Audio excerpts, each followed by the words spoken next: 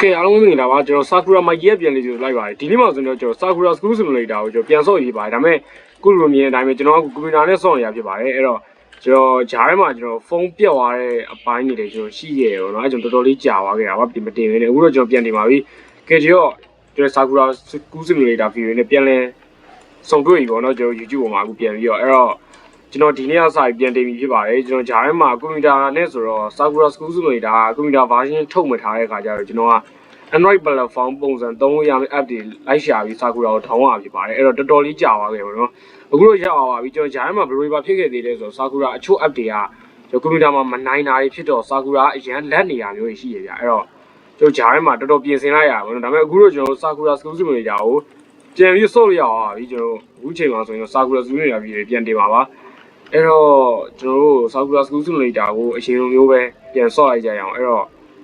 ကျွန်တော်အများအားဆို Sakura School Simulator မှာဘာတွေလုပ်လဲဆိုတော့ကျွန်တော် role play video တွေတင်တယ်ကျွန်တော် story တွေထွင်တယ်ပေါ့နော်ဒါပေမဲ့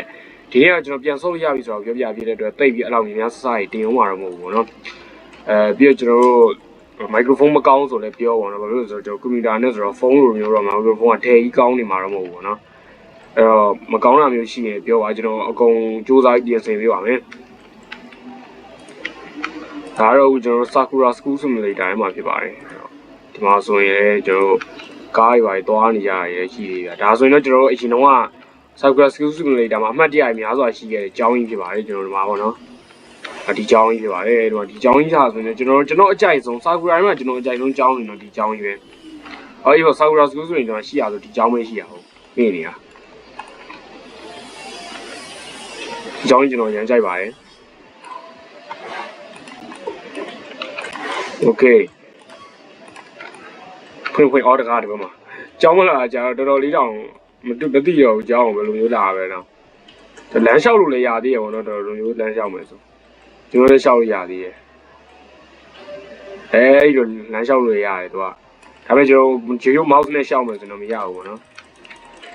Okay ကျွန်တော်ဒီမှာကျွန်တော်ဘယ်ခလုတ်တွေက attack လုပ်ပါလို့ဖြစ်မလဲဟောတာဟိုဟာကြီးဟိုကျွန်တော်ဘောင်းနေလိုက်တာကြီးတာခုလိုတရားအောင်ကျွန်တော်ဘောင်းနေလိုက်တာ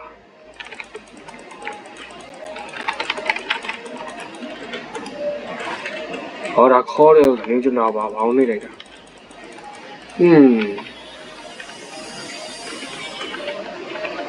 အေးခဏလေးအာလားဟောတော့အမားကြီးရှိအဲ့ဖြောက်လို့ရတယ်နေရောတာကျွန်တော်ခံပေးခံလည်းမသိဘူးထားလားမသိဘူးခုတော့ဒီမှာလူတွေတော့ကြောင်းမတက်သေးတော့တကယ်ချင်းနေရတော့အကုန်ကြောင်းစရာအောင်ဝင်ကုန်ပြီကျွန်တော်ကဒီမှာကြောင်းပြွားရောဆာကူရာအဲ့မှာအဲ့လဲဒါကားစားတော့ကြောင်းဝင်ဒီကျွန်တော်ကြောင်းပြေးတာဖြစ်ပါတယ်ကျွန်တော်ဆာကူရာစကူးစုနေကြတယ်မှာဒီကျွန်တော်ကြောင်းမတက်ပါဘူးဒီမှာဒါပါကြီးဒါလက်နက်ချင်းနေတာ GTA 5လိုမျိုးပဲအခုကျွန်တော်ကလက်နက်တွေတော့မရှိဘူးခဏလေးကျွန်တော်အမအိမ်သွားလာအောင်ဟိုဒီမှာကျွန်တော်အမအိမ်ကဲအဲ့တော့ကျွန်တော်အခုချိန်မှာဆိုရင်ကျွန်တော်အမအိမ်ပါဟောနော်ကျွန်တော်မှအကြောင်းသွားမှာအေးပါကွာကျွန်တော်မှအကြောင်းသွားမှာတဲ့ပူစီလေးလည်းရှိသေးတယ်ပူစီလေးရေပူစ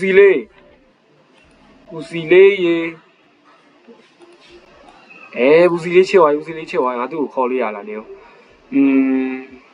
Carry ဟေးအောင်ပူစီကိုတဲလို့ရတယ်ကွာဒီကောင်ကဘယ်လိုနာမည်လေးရင်ကောတိုးတိုးလို့ပေးလိုက်ရမလားတိုးတိုးလို့ပေးလိုက်မယ်တိုးတိုးလေးငါကြောင်လေးတော်တော်ချစ်စရာကောင်းတာပဲတိုးတိုးလေးကတော်တော်ချစ်စရာကောင်းတာပဲအမကြောင်လေးမွေးတာတော်တော်လှတာပဲတိုးတိုးတဲ့တိုးတိုးလေးလှရအောင်နော် Okay အဲ့ဆိုရင်ကျွန်တော်တို့အိမ်ပြန်ရအောင်ခဏလေးဒီကောင်လေးကိုချပေးလိုက်အောင်ကျွန်တော်ခန်းဝင်းပြီးလောက်ထားလိုက်မယ်ကြည့်ရလားနိုင်လိုက်ခဲ့ဒီမှာခွေးရှိရအောင်မလားဒါတော့ပါတယ်လာတိုးလာလေသူတို့ကနေရကွာခွေးရှိလို့များခွေးရှိရတီးလို့မလားမသိဘူးဒါဝင်ထဲဝင်ဟောရတယ်မခွေးရပါမှမဖြစ်ဘူးဒီမှာlucky အတွက်ငါတိုးခေါ်လာတာဖြစ်ပါတယ်